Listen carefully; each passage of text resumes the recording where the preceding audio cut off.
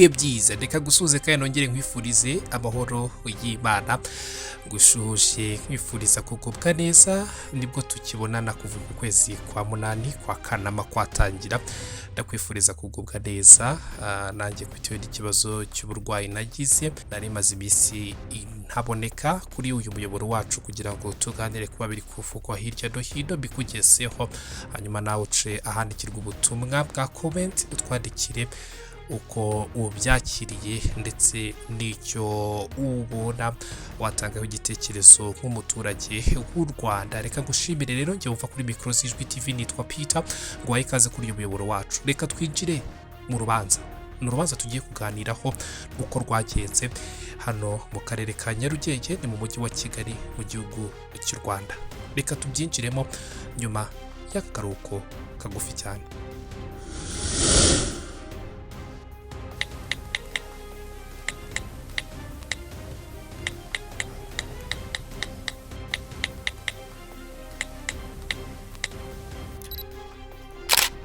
Urukiko rwisumbuye rwa Nyarugenge rwaburanishirije mu ruhame ubujurire kwifungwa n'ifungurwa ry'agateganyo rya Madame Ingabire Victoire Umuhoza. Uyu yiyita umunyapolitiki. Uyu yararegwa ibyaha 7 nawe nta guca ku ruhande. Yatanze impamvu 8 asaba ku icyemezo cy'urukiko rw'ibanze rwo ku Kicukiro cyategetse ko afungwa iminsi 30 cyateshwa agaciro agakurikiranwa ngo adafunze. Ni mu gihe ubushinjacyaha bwo bwerekanye ko hari impamvu zikomeye zituma akwiye gukurikiranwa afunzwe nk'uko byemejwe n'urukiko rw'ibanze rwo mu karere ka Kicukiro narwo rwo mu mujyi wa Kigali. Madame Ingabire Victoire Umuhoza uyu akurikiranwe w'ibyaha birimo gushyiraho umutwe w'abagizi ba nabi, guteza imvururu, kugirira nabi ubutegetsi buriho, gukwirakwiza amakuru atariyo cyangwa icengeza amatwara rigamije kwangisha leta y'u Rwanda mu bihugu by'amahanga, gutangaza amakuru y'ibihuha, gucura umugambi wo gukora ibyaha byo kugirira nabi ubutegetsi buriho n'icyo kwigaragambya. Mwiburanisha ku bujurire kwifungwa n'ifungurwa ry'agateganyo rya Madame Ingabire Victoire Umuhoza ryabaye ku itariki ya 4 z'ukwezi kwa Kanama uyu mwaka wa 2025 ni ku munsi w'ejo hashize. Uyu mudamu Madame Ingabire Victoire Umuhoza ukunze kwiyita umunyapolitike akanavuga ko rwose ngo ari n'umubyeyi. Nibyo ni umubyeyi afite abana yarabyaye baba hanze.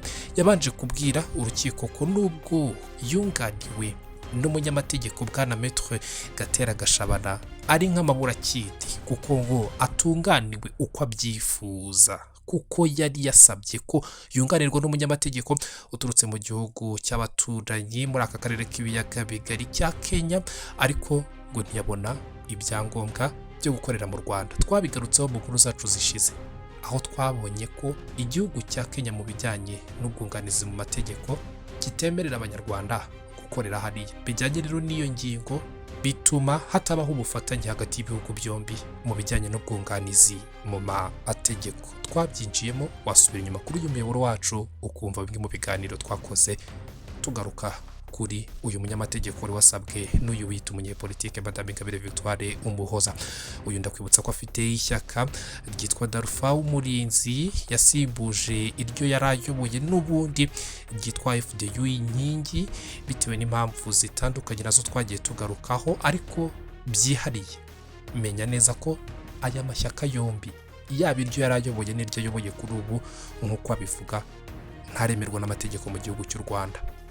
Uyu mudamu Madame Ingabire Victoire Umuhoza uyu nkunyuriyemo gake uko yagaragaraga mu rukiko yari yashokoje umusatsi abenshi bakunze kwita afro cyangwa se umusatsi ugaragara nk'uw'abanyafrika, rwari uruhanika rwose ruri ku mutwe we kubera ko bijyanye n'uko amategeko n'amabwiriza agenga abagororwa mu Rwanda yahinduwe. Ntabwo abagore n'abakobwa bakemerewe kogoshwa ngo bamareho umusatsi nk'uko byahoze. Mu mafoto ushobora kuza kubona nayo hambere ahantu hatandukanye yafashwe kubera ko mu rukiko umucamanza ntiyemereye itangazamakuru n'abandi bifuza amafoto, ndetse n'inzego z'umutekano nazo zabaye nk'izitemerera abantu inyuma y'urukiko kuhafatira amashusho, yaba amashusho yo mu buryo bwa video cyangwa se amashusho agenda ndetse n'amashusho yo mu buryo bw'amafoto. uyu rero kandi nyuma y'uwo musatsi we wagaragaraga gutyo yari yambaye impuzankano y'abagororwa bo mu Rwanda n'ikanzu ndende yegeye hepfo rwose iri hafi gushyika ku birenge, ndetse yiteye n'akandi kitero kari muri iryo bara ry'iroza rikoreshwa n'imfungwa n'abagororwa bo mu gihugu cy'u Rwanda, aho kandi yari yambaye amadarubindi ye y'umukara, nuko yagaragaraga yari afite ishakoshi mu ntoki nk'umunyepolitike nyine uri kuburana mu gihugu cy'u Rwanda. Yari kumwe n'umunyamategeko wamwunganiye mu bihe byashize ndetse n'ubu ngubu uri kumufasha mu bijyanye no kunganirwa, uyu ni bwana Maître Gatera Gashabana. Ubwo rero batagiraga kuvuga babanje gusobanurira urukiko ibaruwa banditse mu gitondo cyo kuri uwo munsi w'itariki ya 4 Kanama basaba ko iby'ubushinjacyaha bwasubije ku byanzuro yabo y'ubujurire muri systeme byateshwa agaciro kuko babishyizemo mu ijoro ribanziriza umunsi w'iburana, hari ku isaha y'isa 3 z'umugoroba n'iminota 6 i Kigali mu Rwanda. Uregwa akaba atagize amahirwe yo kubisuzuma ndetse no kubisoma kubyigaho.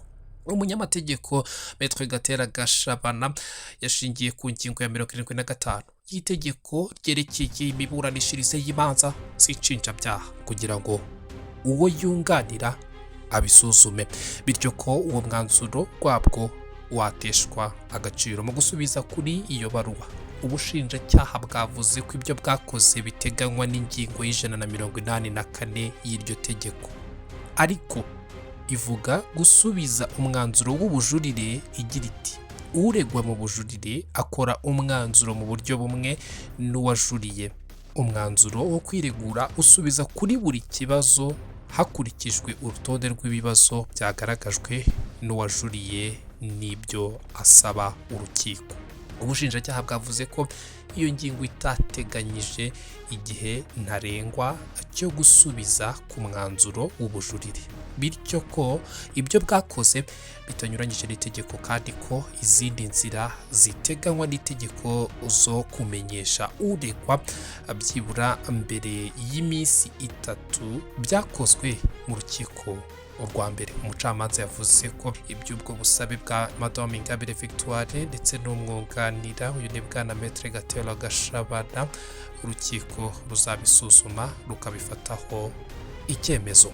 Nyuma yo kujya impaka, sinzi niba turi buzite za zindi z'abanyarwanda zango turwane, urukiko rwatangiye kumva Madame Ingabire Victoire Umuhoza asobanura impamvu 8 yatanze zatuma afungurwa by'agateganyo. Icyemezo cy'urukiko rw'ibanze rwo ku Kicukiro ni mu karere ka Kicukiro mu mujyi wa Kigali kigateshwa ngo agaciro. Impamvu ya mbere, uyu uyita umunyepolitike Madame Ingabire Victoire Umuhoza yagaragaje ari kuvuga ko ari nayo yise iy'ingenzi bayise kutubahiriza ububasha bw'urukiko bukwiriye, aho yagaragaje ko hakurikijwe itegeko rigena ububasha bw'inkiko. Bavuga ko Madame Ingabire Victoire Umuhoza afatwa ingingo y'106 yashingiweho inyuranyije n'itegeko nshinga kuko urukiko ari rwo rwategetse ubushinjacyaha kumukurikirana aho kuba aribwo bubyibwiriza aribwo bushinjacyaha.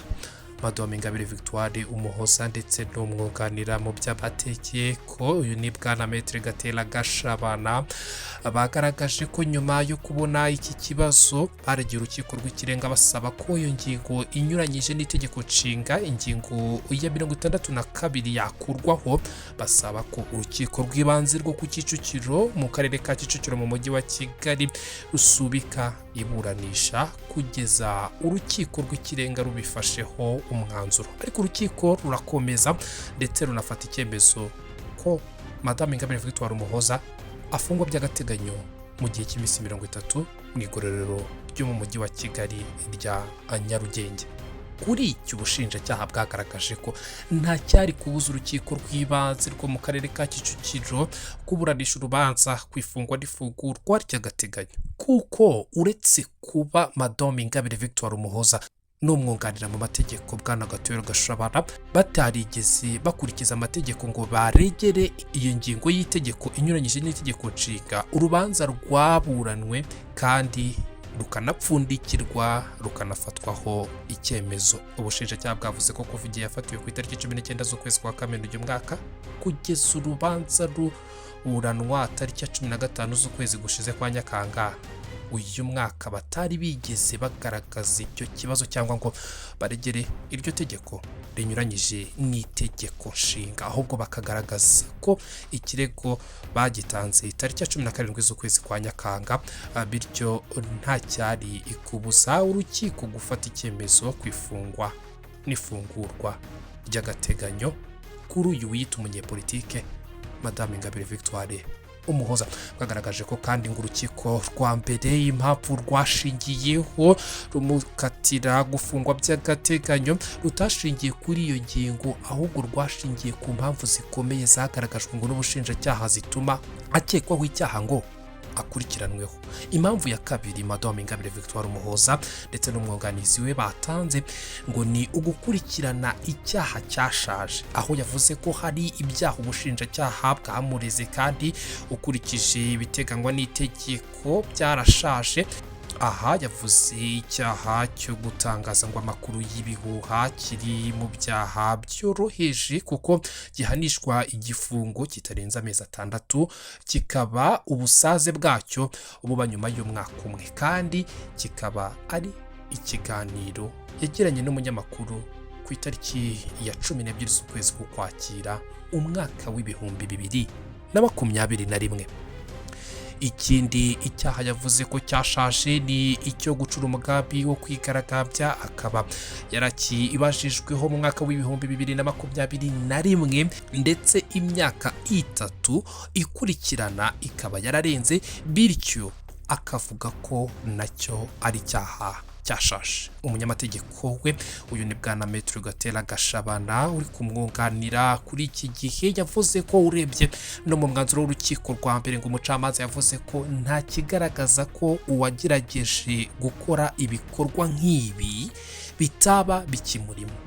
Avuga ko ibyo ari ibitekerezo bwite bitari gushingirwaho kuko atagaragaje ko ibyo bitekerezo akibifite mu gusubiza kuri ibi. Ubushinjacyaha bwari buhagarariwe nabwo muri uru rubanza bwavuze ko ibyo byaha bitashaje kuko itegeko riteganya ko igihe cy'ubusabe bw'icyaha gitangira kubarwa kuva igihe igikorwa cya nyuma cy'icyaha cyakorewe. Bugaragaza ko ibyo yatangaje n'ubu bikiri kuri za YouTube, bityo icyaha kitarasaza. Impamvu ya gatatu Madame Ingabire Victoire Umuhoza mu mpamvu 8 yavuze ko agomba guha urukiko. Ingabire yavuze ko hari ibyaha byashingiweho kandi ubushinjacyaha butarabitangiye impamvu zikomeye, ari byo guteza imvururu cyangwa imidugararo muri rubanda no kugirira nabi ubutegetsi buriho. Yavuze ko ubushinjacyaha buterekanye aho ibyo bikorwa yabikoze, bityo ko nta mpamvu zikomeye zabyo zagaragajwe. Avuga ko batanze impamvu ku gucura umugambi wo guteza imvururu muri rubanda kandi icyo cyaha atarakirezwe. Yavuze ko hashingiwe ku buhamya bwa Gaston Munyabugingo watangaje ko yari afite iyo migambi, ariko avuga ko hatari gushingirwa ku buhamya bw'umuntu wakurikiranwe w'ibyaha ndetse akanatoroka ubutabera. Ikindi yanavuze nuko amajwi yashingiweho ngo hari ayafashwe binyuranyije n'amategeko ndetse ko hari ayashingiweho kandi Madame Ingabire Victoire Umuhoza avuga ko ntaho ahuriye nayo, nk'ayabitabiriye ngo amahugurwa. Aya majwi n'aya mahugurwa Madame Ingabire Victoire Umuhoza yagaragaje kenshi ko atayitabiriye kandi ko atayateguye. Ubushinjacyaha bwo bwavuze ko bwagiye bugaragaza impamvu zikomeye kuri buri cyaha bwamureze ndetse ko ari byo urukiko rwashingiyeho rufata umwanzuro. Ikindi bwavuze ku buhamya bwa Munyabugingo. Itegeko ryemera ko umuntu wese ufite uruhare mu cyaha ashobora kwibwiriza akaba umutangabuhamya kandi ubuhamya bwe bukemerwa. Ku cy'amajwi ubushinjacyaha bwagaragaje ko ingingo ya 20 y'itegeko riteganya ibyaha n'ibihano muri rusange amajwi yafashwe n'umutangabuhamya kwari ukugira ngo amenyekanishe ibyaha biri gutegura bigamije guhungabanya umutekano, bityo ko atari kubura gushingirwaho nk'impamvu zikomeye. Indi mpamvu uyu munyepolitike Madame Ingabire Victoire Umuhoza nk'uko yiyita yatanze ni ukuba urukiko rwarashingiye ku mpamvu zikomeye zitagaragaza uruhare rw'uregwa mu gukora ibyaha, aho yavuze ko ku bijyanye no gushyiraho umutwe w'abagizi ba nabi no kuwujyamo hatagaragajwe uruhare rwe, kuko amahugurwa yavuzwe yo guhirika ubutegetsi mu mahoro ngo we atayitabiriye, nubwo yitabiriwe n'abantu b'inshuti ze cyangwa basanzwe ari n'abayoboke b'ishyaka rye nk'uko abivuga ritemewe n'amategeko yo mu gihugu cy'u Rwanda. Iri shyaka yaryise Darfa umurinzi, ryabisikanye n'irindi ryari ryijanditse mu bintu bitari byiza bidatunganye rwose bya FDU, inkingi birimo no kugaba ibitero mu gihugu cy'u Rwanda bakoranye n'andi mashyaka ndetse n'andi mahuri y'abiyise ngo aba opoza cyangwa se abatavuga rumwe n'ubutegetsi bw'u Rwanda. Aha ariko ubushinjacyaha bwari buhagarariwe n'umushinjacyaha wagombaga kujya adefanda ingingo ku yindi ku bigiye bitangwa n'uyu Madame Ingabire Victoire Umuhoza ndetse n'umwunganizi we. Yerekanye ko Madame Ingabire ngashaka gutandukanya itsinda ry'abahawe amahugurwa yo guhirika ubutegetsi n'ishyaka rye ritemewe n'amategeko rya Darfa umurinzi, kandi atari byo, kuko hari n'umutangabuhamya wakoraga iwe yahaye uburyo bwo kwitabira ayo mahugurwa, amubwira ko ari ayo kwiga ngo Icyongereza, ururimi rukoreshwa ndetse no mu Rwanda n'ahandi hatandukanye mu isi, by'umwihariko rufite imizi mu gihugu cy'Ubwongereza ndetse rukagira imizi ndetse rukaba rwaranamamaye ku isi yose, rurimi ruri ku rwego mpuzamahanga. Ngo yayageramo uyu wari wahawe aya mahirwe rero agasanga ngo nayo gucura umugambi wo guhirika ubutegetsi bw'u Rwanda. Ubushinjacyaha bwo bukavuga ko ayo mahugurwa Madame Ingabire Victoire Umuhoza ataba yarayazi. Ku mpamvu ya gatandatu, aho Madame Ingabire Victoire Umuhoza yavuze ko nta mpamvu urukiko rwa mbere rwashingiyeho ku cyaha cyo gucura umugambi wo gukora icyaha cyo kugirira nabi ubutegetsi buriho. Ubushinjacyaha bwagaragaje ko hari message yandikiranaga na Sibomana Sylvain aho bamwita mukecuru, ariko buvuga ko nta mpamvu yo kubivugaho byinshi kuko biza aburanwaho mu mizi y'urubanza. Buti gucura umugambi, urukiko ku rwego rwa mbere rwarabisuzumye ndetse rusanga impamvu ubushinjacyaha bwari bwagaragaje kuri iki cyaha ari impamvu zikomeye kandi zagezweho zituma uyu Madame Ingabire Victoire Umuhoza akekwaho uko yakoze iki cyaha. Ku mpamvu ya karindwi ari nayo ibanziriza impamvu umunani yari yavuze ko atanga, ijyanye nuko ibimenyetso byabonetse mu buryo butemewe n'amategeko. Ubushinjacyaha bwavuze ko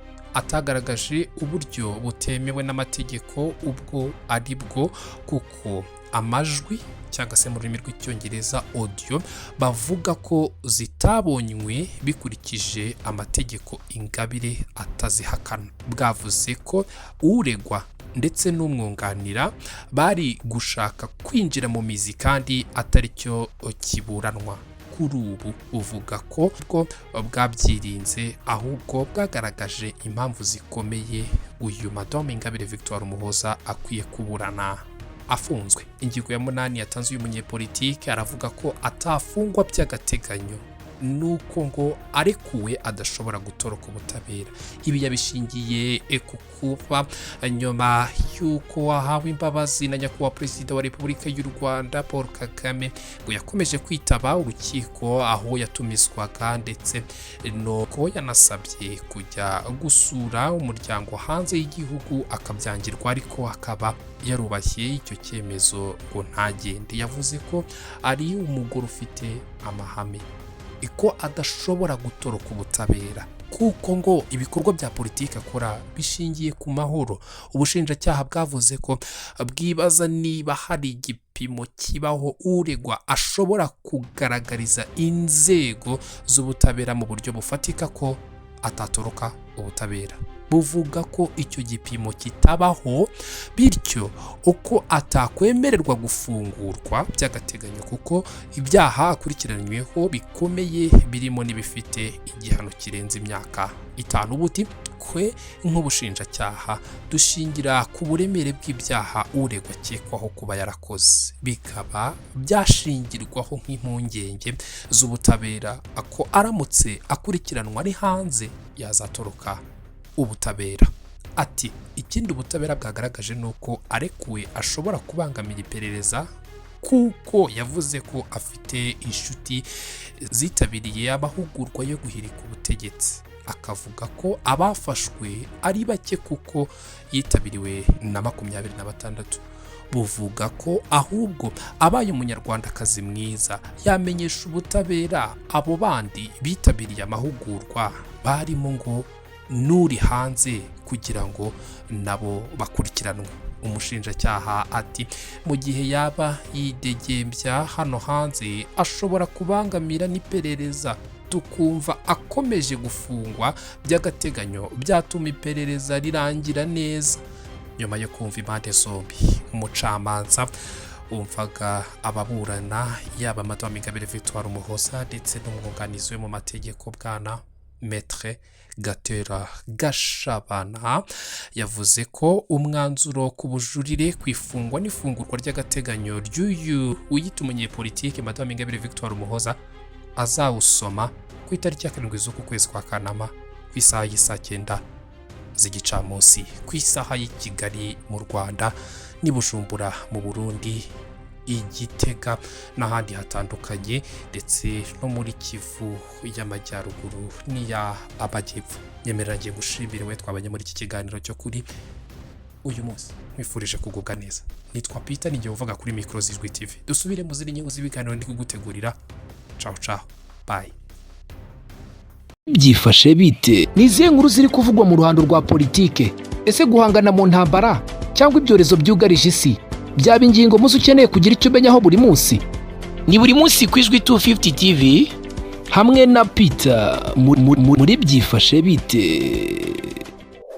Kefa Advert Producer, gukorera advertisement kwamamaza bivuga kuri business yawe na documentaire zabiza ubuhamya bwawe cyangwa ku cyari cyo cyose ushaka gukoreraho mwijwi ryiza ry'umwimerere bya kinyamwuga. Nyandikira kuri WhatsApp cyangwa umpamagare kuri nimero zikurikira 0782 82 89 24 78. Advertise with me professionally.